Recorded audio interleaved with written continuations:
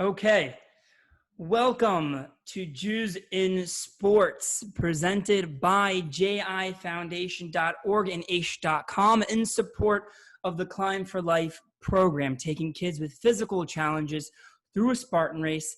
And I say it all the time, this program changes lives.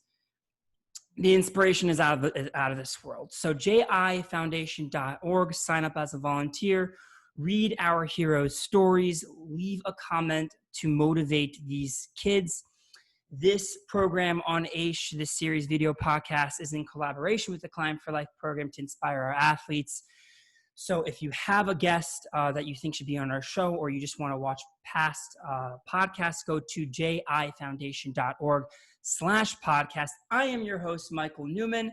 I am an elite Spartan racer in the world of OCR sport. I have podiumed and been in championships. I was on LeBron James's show, $1 Million Mile, where I won $25,000 in my yarmulke against a pro athlete, where I now get to speak around the country, started the JI Foundation, as well as I will be on a future sports competition show in the near future.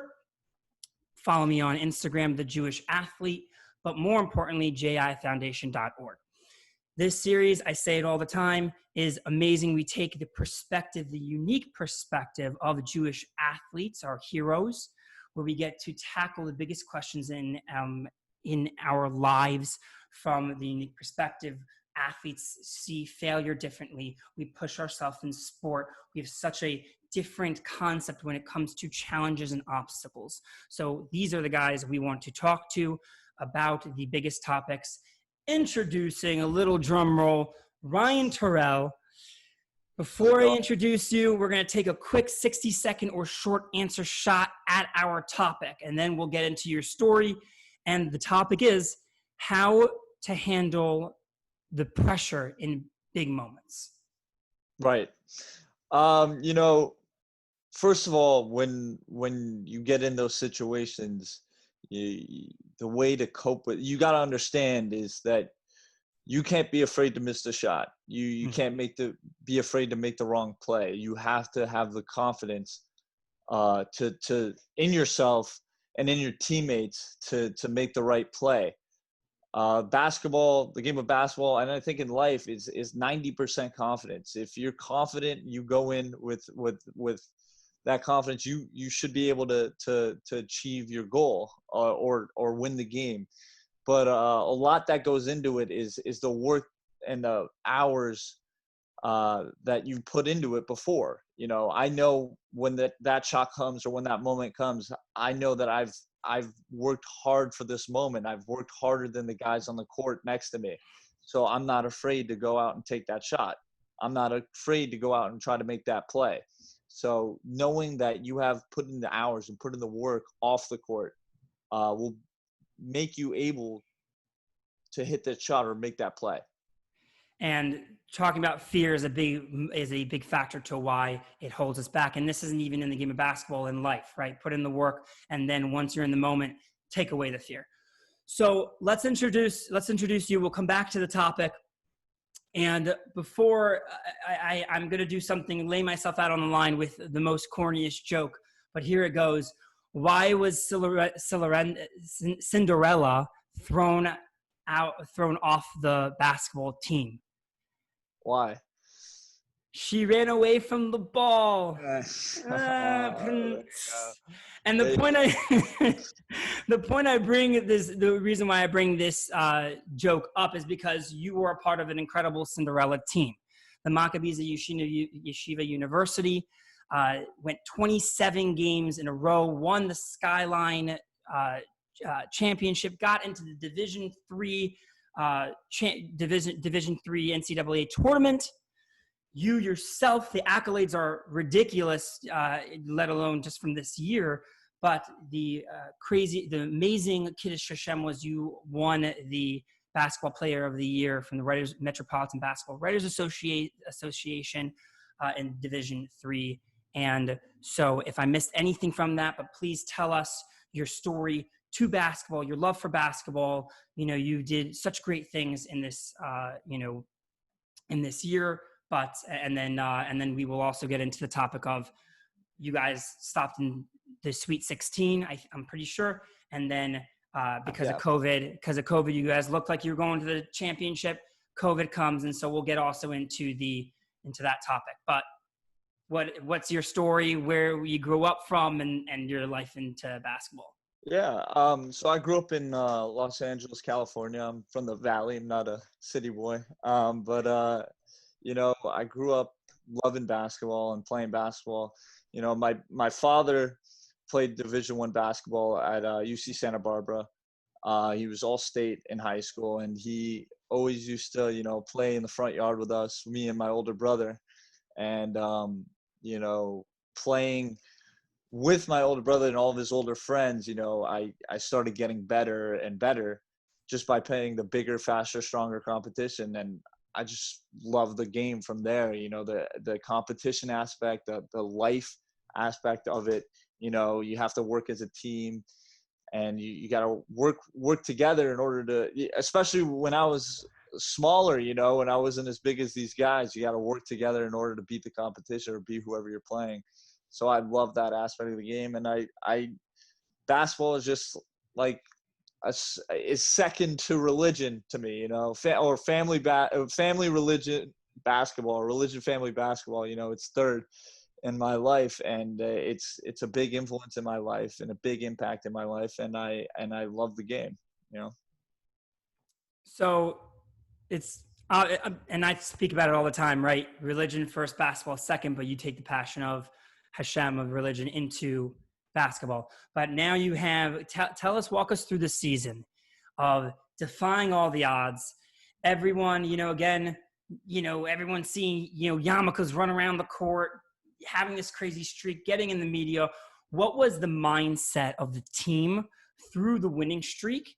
And then when you got into the NCAA tournament, and I'm curious also, did you guys have the concept that no doubt you were going to win? Right. So I'm going to take this back to when Coach Steinmetz was recruiting me.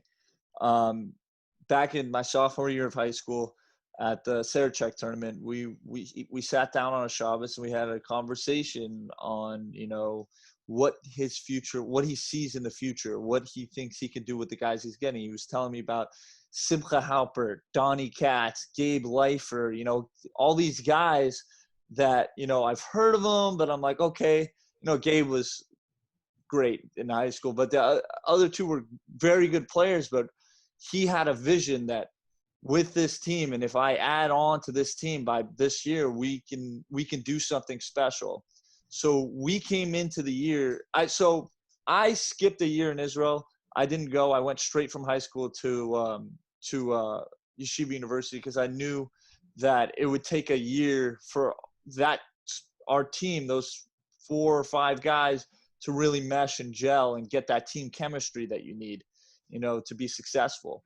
So by the next year, we all knew, this is the year. This is what it's for. This is our vision from 5 years before. This team right here has to be the team that's special. This team has to be the team that makes it far and defies the quote unquote odds of Jewish basketball or Jews in general, Jewish athletes.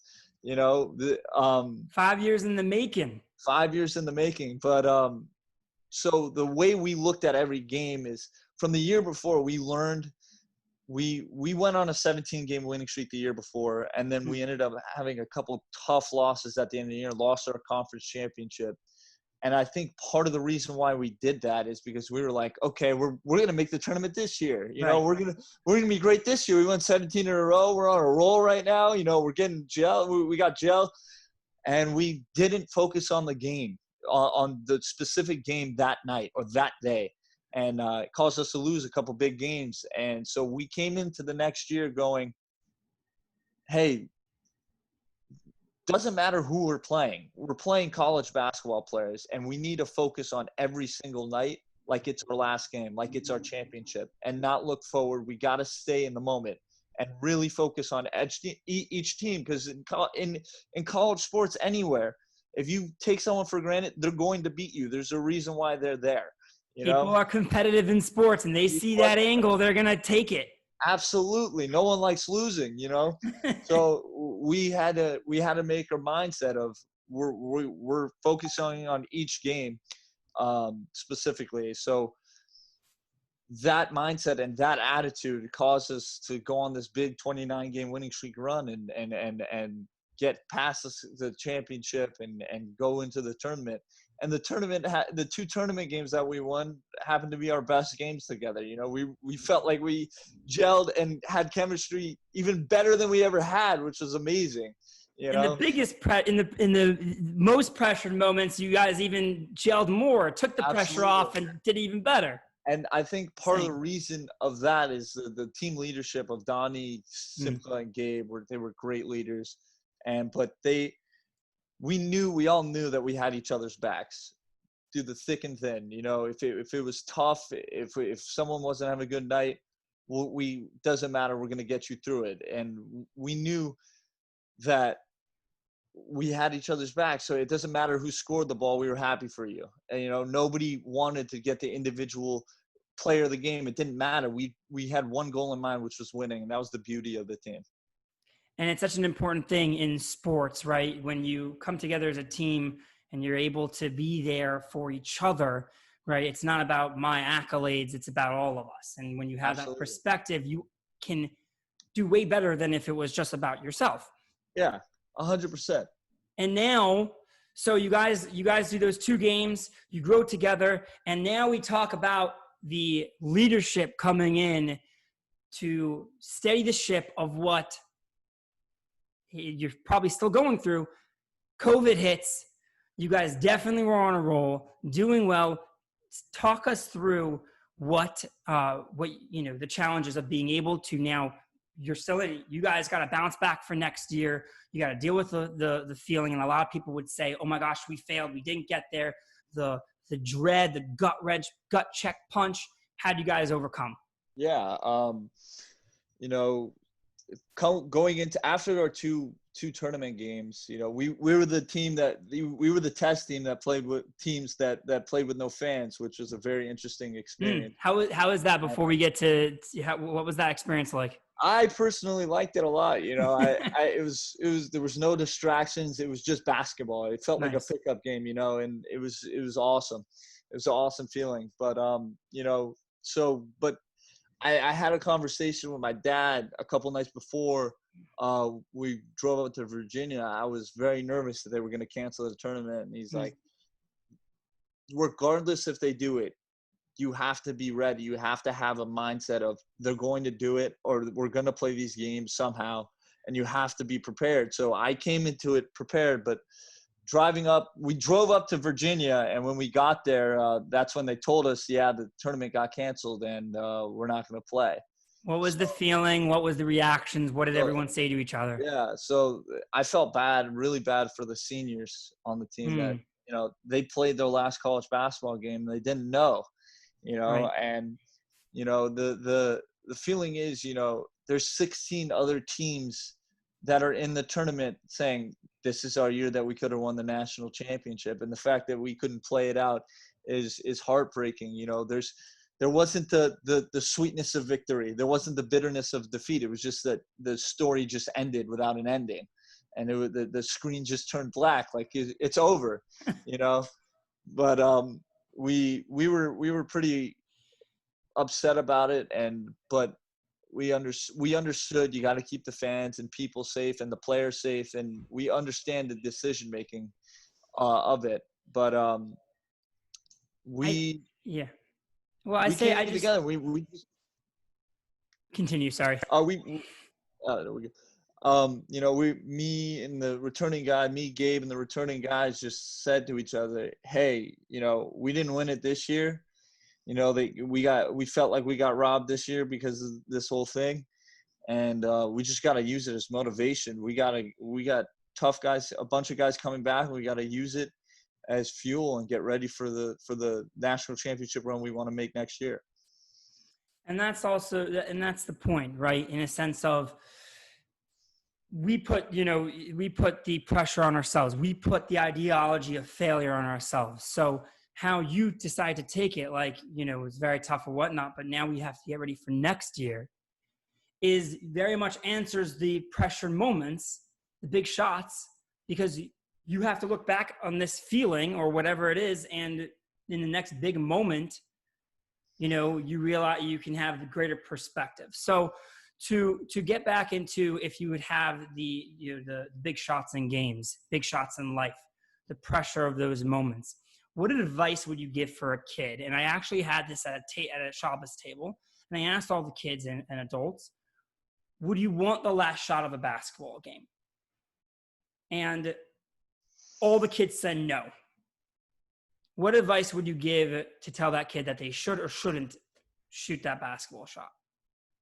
I would always want to, me personally, I would always want to take that last shot, but you got to understand that, the game rides on your shoulders. You Right. got to understand, if you miss it, you feel like it's on you.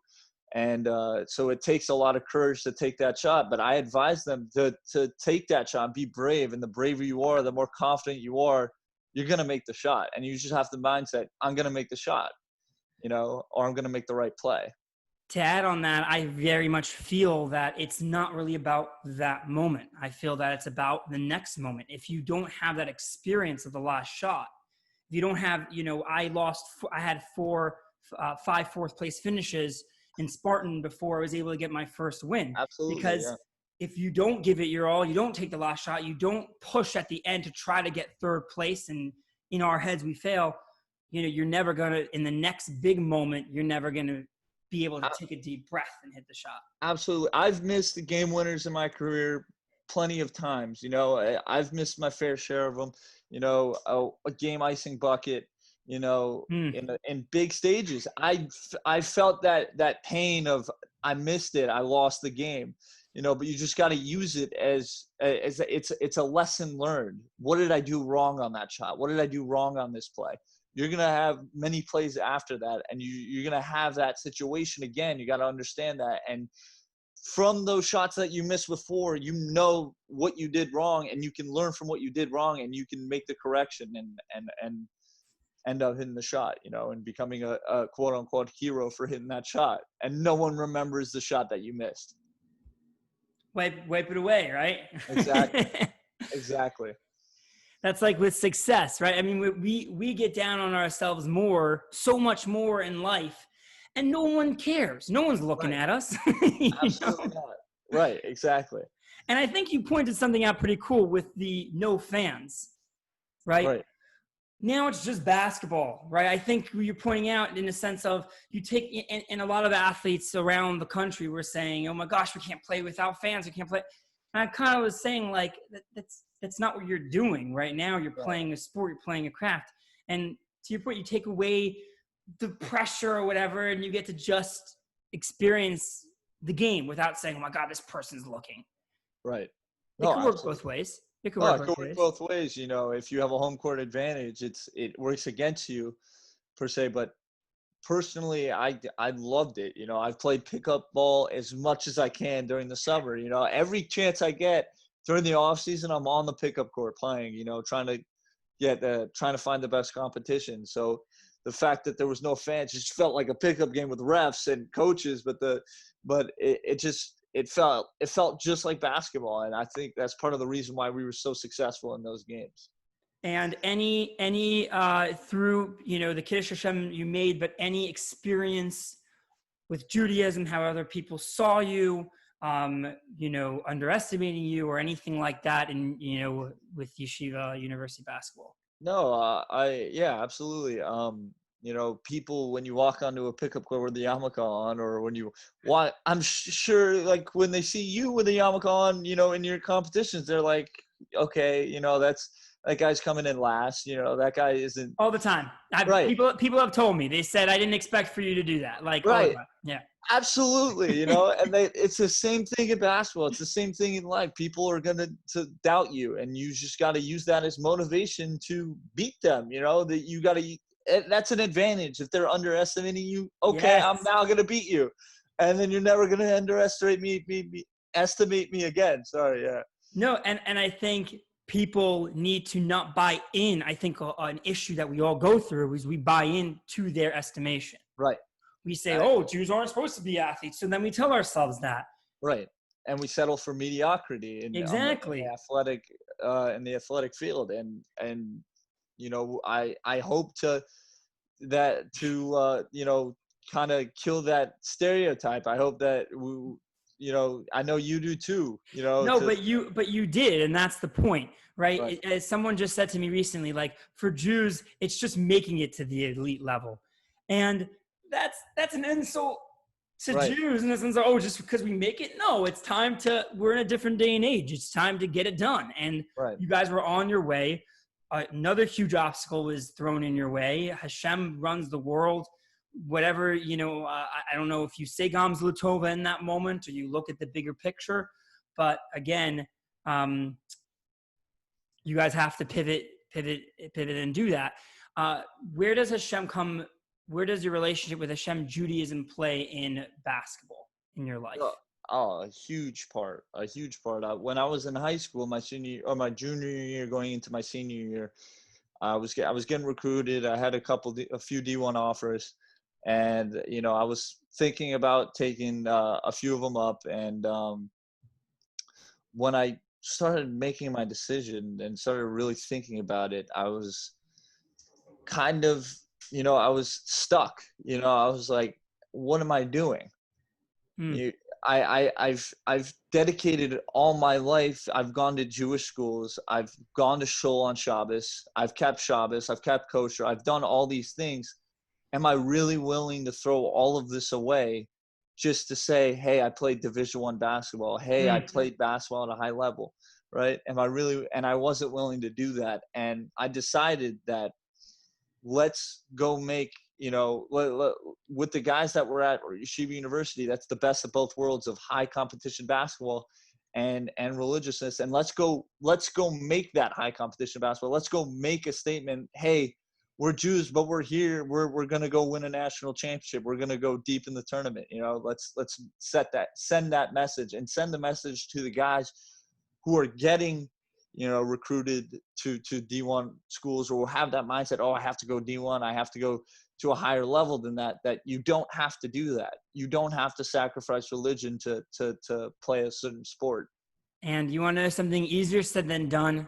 Because we're in a day and age where it's all about accolades and what people think of us, and to sit there with very tasty offers and say, wait, what am I about? Who, this isn't just about basketball. This is about my morals, life, Hashem, my mission.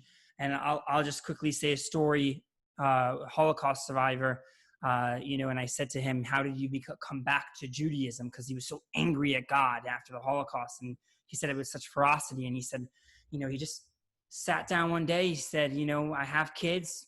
What am I going to do? Am I going to, continue to be upset at God? Or am I going to, in his point, it was a very simple decision to him, but most people don't make it. And so for you to sit there and say, this is more important for me is courageous. Right. I appreciate it. Thanks. So we're going to end here. Ryan Turell, you are absolutely an inspiration for our kids at Climb for Life who are going to go on the biggest journey of their life. You have taken the biggest journey and the challenges and turned them into a positive where everyone gets to see why you basketball shine with Jews, breaking stereotypes. Thank you so much for your time. And thank you. I really appreciate it. This was awesome and a lot of fun, and thank you. Continue to inspire. All right. You too.